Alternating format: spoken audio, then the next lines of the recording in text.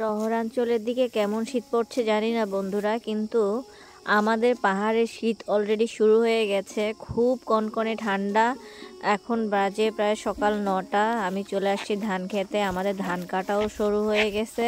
শুভ সকাল, নমস্কার সবাইকে, স্বাগত জানাচ্ছি পাহাড়ের ছোট্ট একটি অঞ্চল থেকে। বহুদিন ধরে বাসার সবাই বলল লাউ চিংড়ি খাবে, তাই আমিও চলে গেলাম লাউ বাগানে। একটি মাত্র লাউ এসেছিল, সেটি অনেক যত্নে রেখেছিলাম। এখন আমি সেই লাউটি কেটে নিব। তো আমি চলে যাচ্ছি আমার শখের রান্নাঘরে। এই হলো সেই লাউ, যেটাকে অনেক যত্নে বড় করা হয়েছে আজকের দিনটার জন্য। লাউ ছিলতে ছিলতে একটা কথা বলি সবাইকে, আমি যারা নতুন আছেন সবার ভিডিও মোটামুটি দেখি, পুরো ভিডিও দেখার চেষ্টা করি। আশা করি আপনারাও পুরো ভিডিওটা দেখার চেষ্টা করবেন, অন্যথায় চ্যানেলের মধ্যে সমস্যা আসতে পারে, যতটুকু আমি শুনেছি, যদিও আমার আইডিয়া নাই। যাই হোক, আমি সবার ভিডিও পুরো দেখার চেষ্টা করি, আশা করি আপনারাও দেখবেন। আর বেল আইকনটা ক্লিক করে দেবেন, সাবস্ক্রাইব করে দেবেন।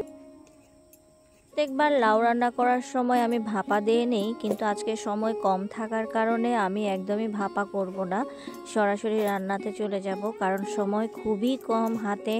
একদিন ভারী ব্যস্ততায় যাবে, কারণ ধান কাটা শুরু হয়ে গেছে।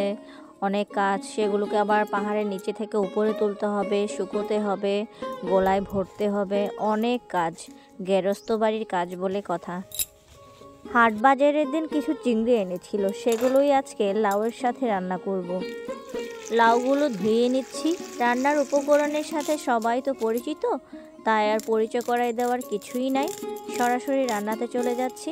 আশা করি আমার ভিডিওটা সবাই দেখবেন।